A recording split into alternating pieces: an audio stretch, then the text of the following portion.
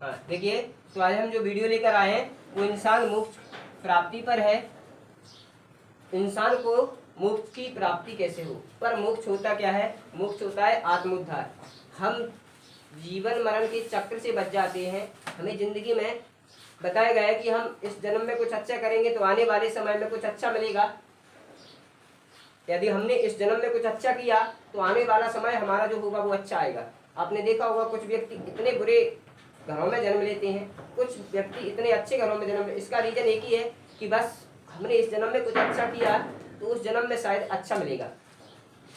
तो इसके लिए हमें सबसे पहले आत्मोद्धार की जरूरत होती है। अब आत्मोद्धार होता क्या है? कुछ लोग बताते हैं कि भाई भगवान का भजन करो, या कुछ लोग बताते हैं कि रोज मंदिर जाओ, या कुछ लोग बताते हैं हमें निरंतर परोपकार करनी चाहिए। तो इसमें सबसे बेस्ट क्या है, सबसे बेहतर क्या है? मेरे हिसाब से जो मैंने कई किताबें ग्रंथ पढ़े हैं तो मुझे उनमें सबसे अच्छा जो लगा, देखो हर व्यक्ति की अपनी अपनी अलग अलग सोच होती है, तो मुझे जो लगा वो कबीर वाणी और बौद्ध और स्वामी महावीर जी के जो शब्द मिले हैं उनमें बहुत कुछ मिलते जुलते शब्द मिले हैं। इसलिए मुझे लगा कि ये ही शब्द सत्य है मेरे हिसाब से।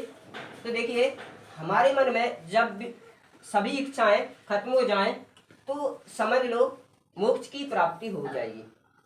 जीवन में ये सत्य क्यों है? क्योंकि जब हम इंसान मृत्यु प्राप्त करते तो मृत्यु के बाद में भगवान हमसे एक एक क्वेश्चन पूछता, आपने क्या किया, क्यों गए थे। तो जीवन में जो हमारा जन्म होता है ना, तो जन्म हमारा कुछ ना कुछ उद्देश्य के लिए होता है। तो उद्देश्य यही है, जो हमारा जन्म होता है ना एक उद्देश्य के लिए होता है। उद्देश्य यही है कि जीवन में हम भगवान से कहते हैं कि हे भगवान, हमें कुछ एक बार इंसान के जन्म दे दे, हम कुछ अच्छा करेंगे। और यहाँ आकर हम ऐसे बंधन में मुक्त हो जाते हैं, ऐसे बंधन में बंध जाते हैं कि हम भूल जाते हैं जीवन में हमने क्यों जन्म लिया। तो सबसे ज्यादा सर्वपरे है वो है परोपकार। यदि हमें जीवन में परोपकार श्रेष्ठ भजन माना जाता है तो इसके लिए हमें बहुत कुछ प्राप्ति करनी होगी। जैसे मान लो, इसलिए आत्मज्ञान होना आवश्यक है। जब हमें आत्मज्ञान का सुझाव होगा कि आत्मज्ञान है क्या, तो आत्मा के अंदर ज्ञान, तो धीरे धीरे हमारे अंदर से जो इच्छाएं हैं, जो ऐसी सोच है कि हम जीवन में सिर्फ खाने के लिए या फिर कुछ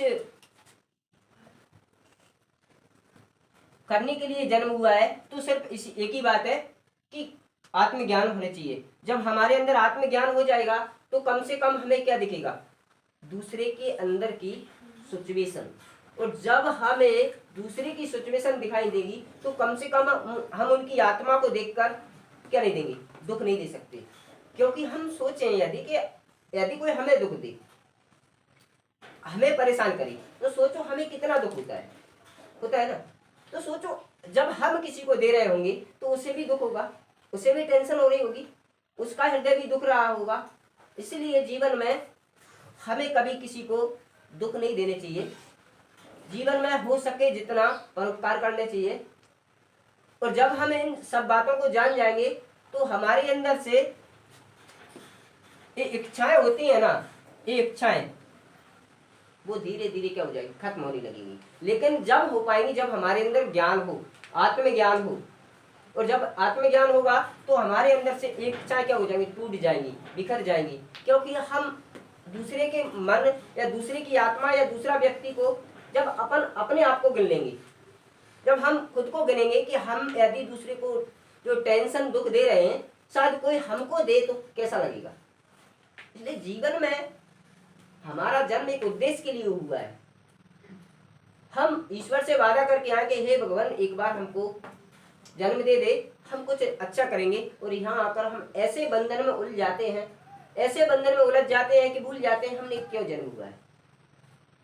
अभी तो हमें इसके लिए सबसे पहला आवश्यक कार्य है वो देखिए उम्र है, हमें उम्र के हिसाब से वर्क करनी चाहिए।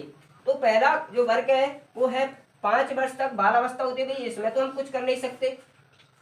जो बालावस्था होती है ना, इसमें हमारी सोचने की क्रिया क्या होती है, एक लो लेवल में होती है। सोचने की जो क्रिया होती है वो लो और स्लो होती है, इसमें हम कुछ सोच नहीं सकते। इसके बाद में जो एज हमारी आती है वो 5 से 20 तक हमको शिक्षा की प्राप्ति करनी चाहिए। पहले 5 और 20 में यदि हमने शिक्षा की प्राप्ति कर ली ना तो ठीक है, 20 के बाद हमारी शिक्षा की प्राप्ति की जो स्थिति है वो धीरे धीरे खत्म हो जाती है। तो 5 और 20 के बीच में हमें शिक्षा की प्राप्ति करनी चाहिए। इसके बाद में अगला शब्द है तो 20 से 40 तक परोपकार करने चाहिए। जीवन में यहाँ हमको सिचुएशन सीखने चाहिए, दुख दर्द देखने चाहिए, लोगों की सहायता करनी चाहिए। तो इनसे हमें अपने आप में एक अच्छा फील भी होता है और दूसरे के दर्द को भी समझते हैं और हम दूसरे की सिचुएशन भी समझते हैं। तो देखिए, तो 20 से जो 40 की उम्र होती है ना वो परोपकार करने चाहिए। अब जब 40 के बाद में यदि बात करें तो 40 से जो 40 से जो ऊपर उम्र जाती है, अब मैं इसका डिस्कस पूरी तरह से नहीं कर सकता कि 40 से 50 बोल दूं या 60 बोल दूं या 40 से 100 बोल दूं, भाई साहब 100 के बीच में पता नहीं इसलिए जो हमारी उम्र होती है ना वो 40 से ऊपर जो जाएगी ना, उस अवस्था से हमें सिर्फ आत्मज्ञान पर दृढ़ होने चाहिए, पूरी तरह से आत्म उद्धार के लिए वर्क करने चाहिए। इसमें हमें भजन पूजन भी अनिवार्य है। देखो बेटा, भजन पूजन भी अच्छी बात होती है क्योंकि हमारे घर में जो श्रद्धाएं आती हैं वो अच्छी बात है, इसलिए नहाना धोना भी एक अच्छी बात होती है, ईश्वर पे अगरबत्ती लगाना भी अच्छी बात होती है। बट इन सब से हमारा आत्मोद्धार नहीं होगा। आत्मोद्धार होगा तो हमारे अंदर की इच्छाएं को खत्म करना, और ये 40 से ऊपर जितनी उम्र जाएगी उसमें हमारी इच्छाएं को खत्म करनी चाहिए।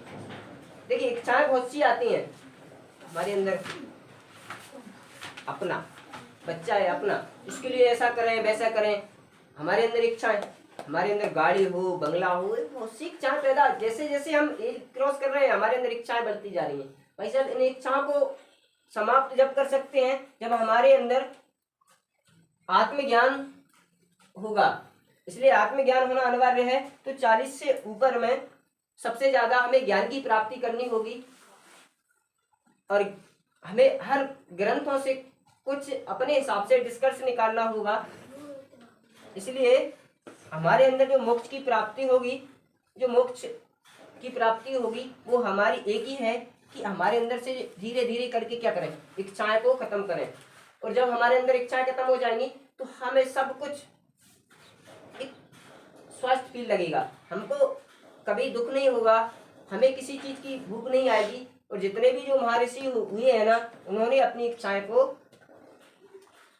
को क्या कर दी, त्याग कर दी हैं। चाहे हमारे बौद्ध की मान लो या फिर हमारे स्वामी जी की मान लो, किसी की भी मान लो, इन्होंने क्या किया, अपनी इच्छाएं को त्याग कर दी है। तो जिंदगी में बलिदान भी बड़ी चीज होती है बेटा। आज तुम पढ़ रहे हो तो पढ़ने के लिए बलिदान भी कुछ करनी पड़ेगी, हमारी खुशी, हमारी सोच, इनको हमें क्या करनी होगी, बलिदान। तो बलिदान अति आवश्यक शब्द है। जब हम बलिदान नहीं करेंगे जब तक हम जीवन में कुछ नहीं कर सकते। इसलिए मेरा सभी से रिक्वेस्ट है कि जीवन में परोपकार जो शब्द है, जो परोपकार शैली है, उस पर खरे नियंत्रण उतरें और परोपकार करें। इसलिए मैं सबसे ज्यादा रिक्वेस्ट अपने माता पिताओं, उनके माता पिताओं से, पेरेंट्सों के माता पिताओं से भी करना चाहता हूँ कि अपने बच्चों पर ध्यान दें, उन्हें सही रास्ता और सही समय और सही दिशा में ले जाएं। और मैं उन गुरुओं से भी रिक्वेस्ट करता हूँ जो अपनी शिक्षा में अच्छे से बच्चों का ध्यान दें, क्योंकि आज के बच्चे जीवन में कुछ अच्छा करेंगे यदि हमने सही समय पर उनका ध्यान दिया। और मैं सभी से रिक्वेस्ट करता हूं कि अपने बच्चों पर ज़्यादा ध्यान दें। एक चीज़ को सोच लें कि ज़िंदगी में हमने जन्म लिया, कम से कम वो पेरेंट्स सोच लें, हमने जन्म लिया तो हमने वैसे तो इस ज़माने का सब कुछ देखा होगा कि ये ज़माना कैसा है, कैसा करना है, हमने क्या नहीं किया, क्या हमें कमी रह गई। तो इसके हिसाब से अपने बच्चों में जो हमें कमी रह गई, कम से कम ये कमी हमारे बच्चों में नहीं होनी चाहिए। इसलिए मैं रिक्वेस्ट करता हूँ सभी से कि अपने बच्चों पर ज़्यादा ध्यान की ज़रूरत है। उन्हें सही दिशा की जरूरत है, उन्हें सही समय पर मोटिवेट की जरूरत है। आदि आपने जो शिक्षा दी है ना, वो सही समय पर सही मोटिवेट मिला तो बच्चे कभी गलती नहीं करेंगे। तो आई होप मेरी बात समझ में आ गई होगी। सो एक लाइक और एक कमेंट्स, एक सब्सक्राइब जरूर दें।